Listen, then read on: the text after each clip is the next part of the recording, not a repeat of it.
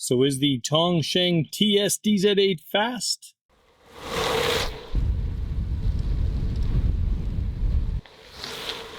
I think that should be your answer.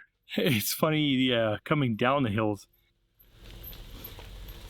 is actually tougher than going up.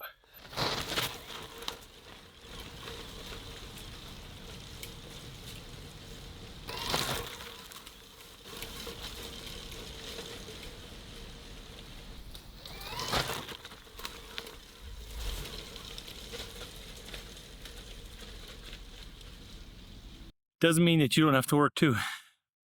And all these beautiful bike trails and gorgeous scenery just all unlocked because of an electric drive. Now, I was humming and hawing about doing this e-bike kit for quite a while. I initially looked at the BBSO2, I think it is, from Bafang, and the reason I decided to go with this one is just one simple feature, was the torque sensor, and that's why I went with this model. I don't know what the longevity is so far on this kit because I just put this thing on. I think I've got about 400 kilometers on it, so it's still pretty brand new. All of what you're about to hear is completely unbiased. I picked up the kit myself and the headlight and the tail light. There are no sponsors in this video. This is my review of what I think of this thing. Now, I'm happy when I did change the display on here, I did decide to go with the EKD01. Not only does it have a USB charging port on the bottom, but it's just got a couple, I don't know, I think it looks a little bit nicer than the stock display. It does have a Bluetooth feature. Haven't even tried it yet. I have no reason to want to use it. But it does have a Bluetooth feature. It can connect up to the phone and you can do navigation, which will pair right off of there.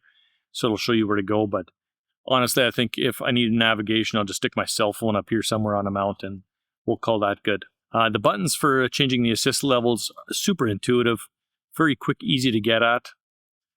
This is actually where the other shifter used to be, right where the mount is now. That's where my front derailleur kind of cabled up to. So I just took that same spot and that's where I put my display. So I'm already used to using that thumb anyway. It was very little to kind of adapt to make that work. For the battery pack, I decided to go with a 19.2. It's a 48 volt with the Samsung cells. I think it's the Shark battery is what it's called. I decided to go with that one because I think it's just going to provide a little bit more longevity. The range on this thing is pretty dang phenomenal. If I'm in assist mode 3 and helping along, not biking like it's a motorcycle, biking like it's a bicycle, just going a lot faster, I had no problem getting 125 kilometers on one battery, and it would still have gone quite a bit further yet. That's pretty close to the end of the life of it. Results may vary according to hills and riding, but I found that was the case. Now, as soon as I went up to assist level 4 or 5 and really worked it, went to the lowest gear in the back and maintained a speed of 50 plus kilometers an hour, this thing sucks battery like crazy. You'll get less than half that, maybe 40 or 30, even less kilometers. It really drinks battery when you make that assist work a lot harder.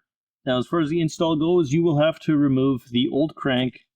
The old derailleur has to come off your bike, and your old shifter for this derailleur does need to come off.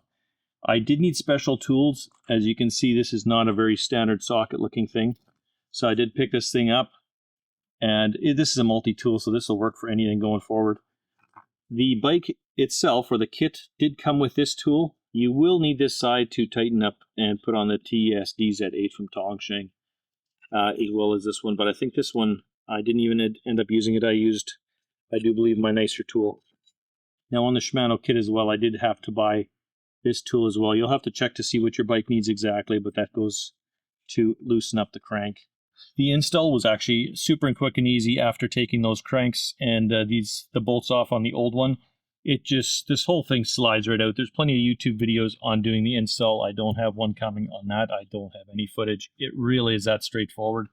Very minimal cabling. All of the cable can only connect up one way, so that's pretty easy. The battery cable on this one is long, and I'm glad it is. You'll notice the battery on this bike, it's actually upside down. It should go the other way. The reason why I put it this way is I did have the 2 bolts here, and it allowed me to keep my drink holder. It just gave me that extra little squeeze between here where this taper off is to let me still hold a drink. So for me, this is worth it. I had the length on the cable anyway, so it's upside down, backwards, whatever you want to call it. If you do find that that cable is just plain too long, I mean, you could easily splice it in if you wanted to. I don't see any reason to. The rest of the cables are sized pretty decently. Ended up with a little bit extra and might not be the most beautiful looking setup in the end, but everything is secure. I'm happy with that. Now you will need to install the speed sensor as well. That kind of lets you know how fast you're going. You will also need to input the tire size for that to be correct. And when you're installing the speed sensor, there can be a pretty big gap between the sensor, and you don't line this up with the round part. There's a little arrow on there, just a heads up, so you don't get that wrong. Now I did actually test the speed sensor after I put the wheel size in versus what my phone said in GPS mode on navigation, and it matched up within 0.5 kilometer an hour. That's close. That's pretty dang close, easily close enough for me.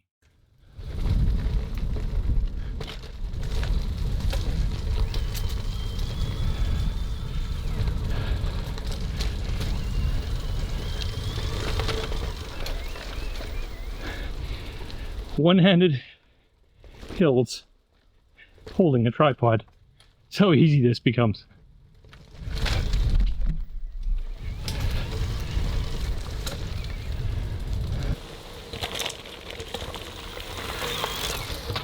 The other thing that kind of surprised me that I should have got right out of the gate that I didn't get was a headlight and also a tail light.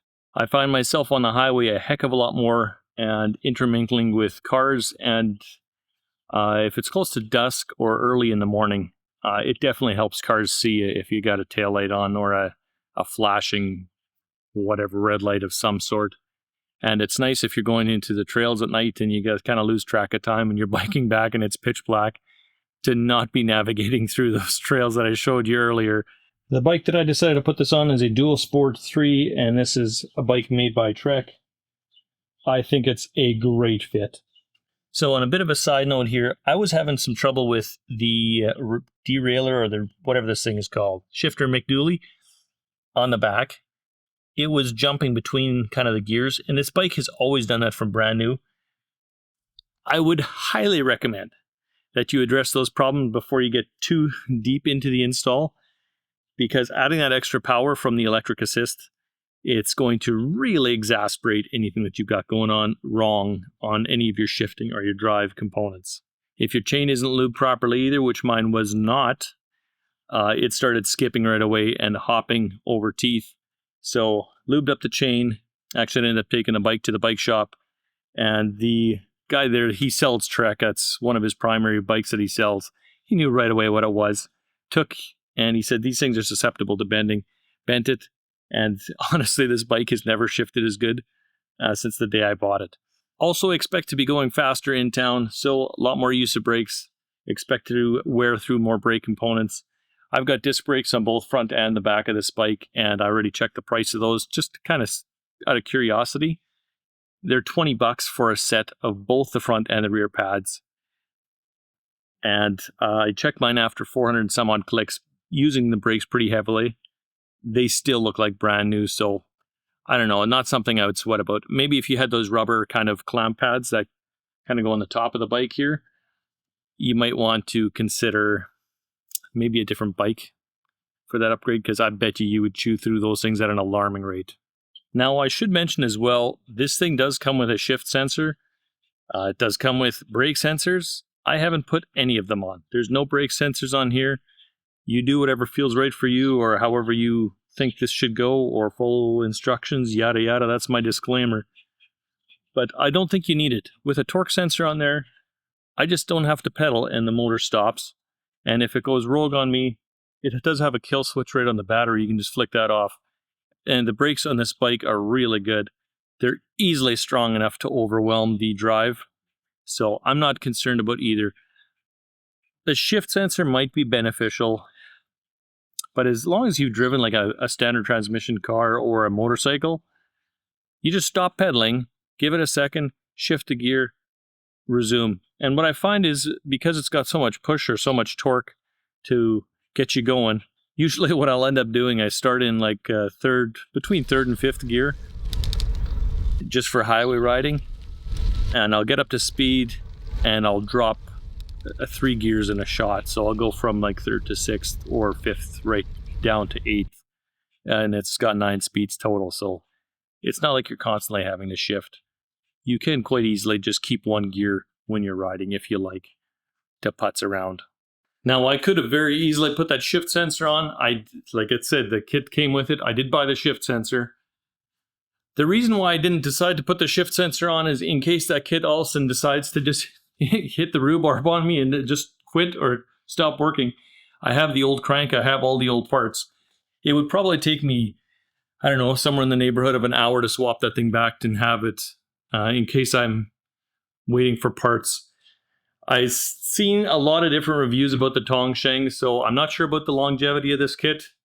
I will leave it in the comment if I have any trouble with this thing going forward. Until then, if you guys are looking to get this kit for yourself, highly enjoyed riding it. I hope it lasts for a long time. It's been awesome. I'll leave links to everything I needed to kind of make this happen down below.